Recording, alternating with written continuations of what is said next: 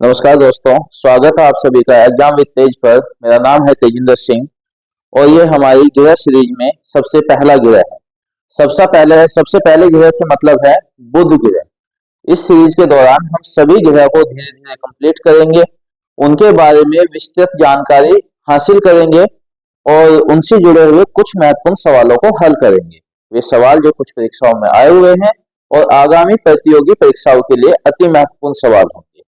तो पहले हम बुध ग्रह के बारे में पढ़ेंगे, उसके बाद बुध ग्रह से जुड़े हुए कुछ महत्वपूर्ण सवाल देखेंगे। चलिए शुरू करते हैं। बुध ग्रह ये हमारा ज्योग्राफी का पार्ट है और ग्रहों के बारे में ये हमारी पहला वीडियो है। चलिए शुरू करते हैं। देखिए बुध ग्रह, किसी भी ग्रह को पढ़ने के लिए हमें उसके बारे में कुछ चीजों की जानकारी रखना अति आवश्यक है। जैसे ग्रहों का सूर्य से दूरी के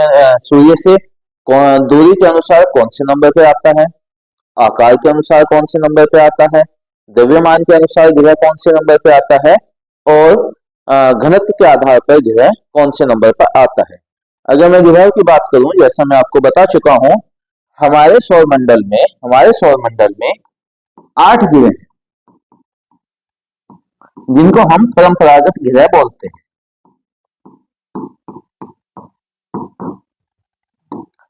4 बौने ग्रह हैं, 4 बौने ग्रह हैं। परंपरागत ग्रह में भी हमारे 2 प्रकार हैं। एक हमारे आंतरिक और दूसरे बाह्य ग्रह। आंतरिक ग्रह को पार्थिव ग्रह भी बोला जाता है और आंतरिक ग्रह को बृहस्पति ग्रह।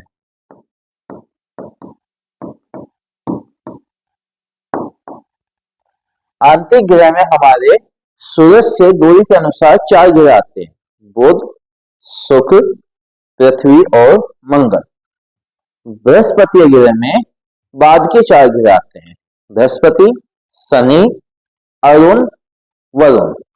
तो आज हम परंपरागत ग्रह का पहला ग्रह बुध ग्रह करेंगे, जो हमारे पार्थिव ग्रह या आंतरिक ग्रह में आता है। सूरज से दूरी के अनुसार अगर बात करें बुध ग्रह की, तो ये इसका क्रम है पहला। सूरज से दूरी के अनुसार बुध ग्रह पहले नंबर पर आता है, मतलब फर्स्ट नंबर पे। ये सूरज के सबसे नजदीक का ग्रह है। आकार के अनुसार करें तो ये 8वें नंबर पर आता है, 8th पोजीशन पे।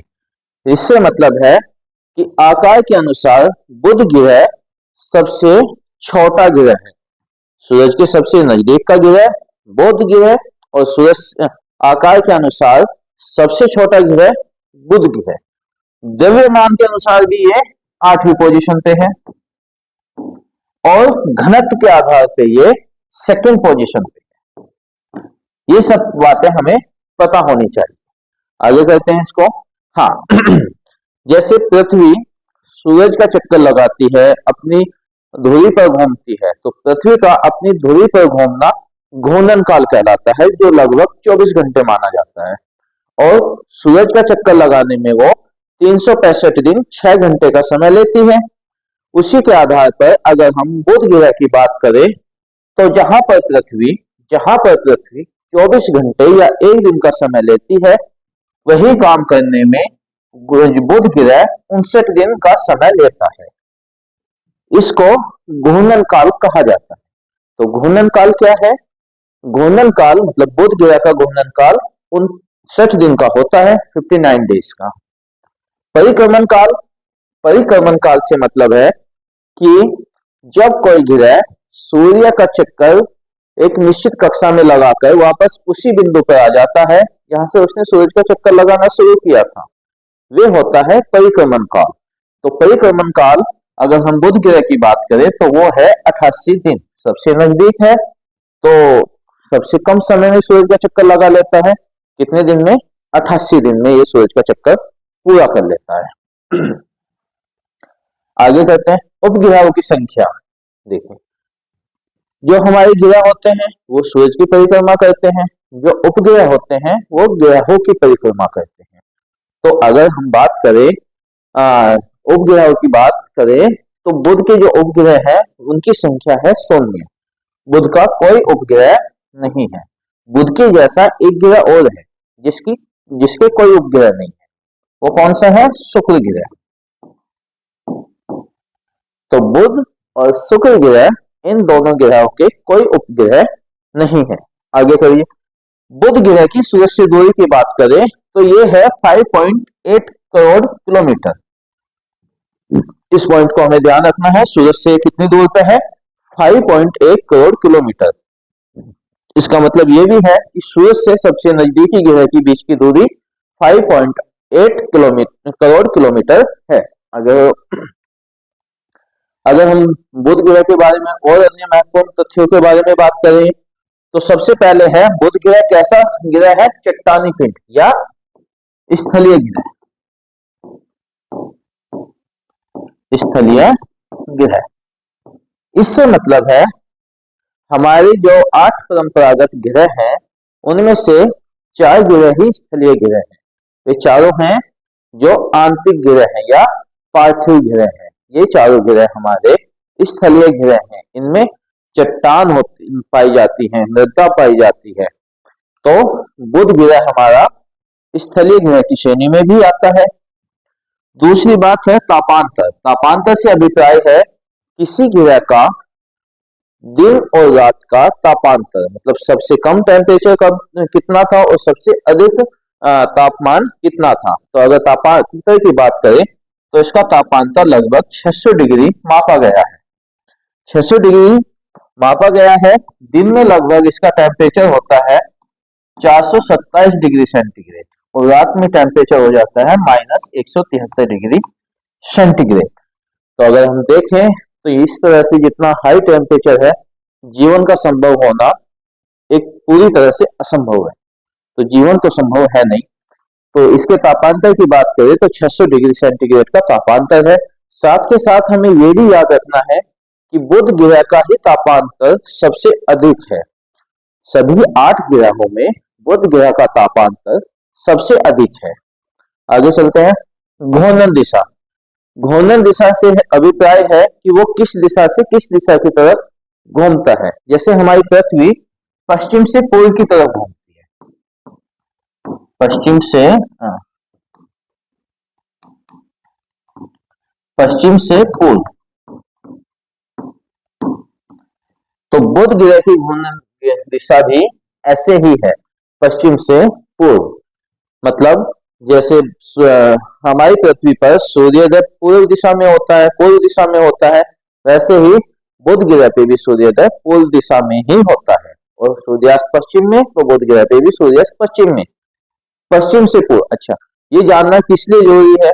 क्योंकि हमारे 8 ग्रहों में 2 ग्रह ऐसे हैं जिनकी घूर्णन दिशा हम पश्चिम से पूर्व न होके पूर्व से पश्चिम है। वे कौन कौन से ग्रह हैं? शुक्र और अरुण। शुक्र और अरुण, इन दोनों ग्रहों की घूर्णन दिशा कैसी है? पूर्व से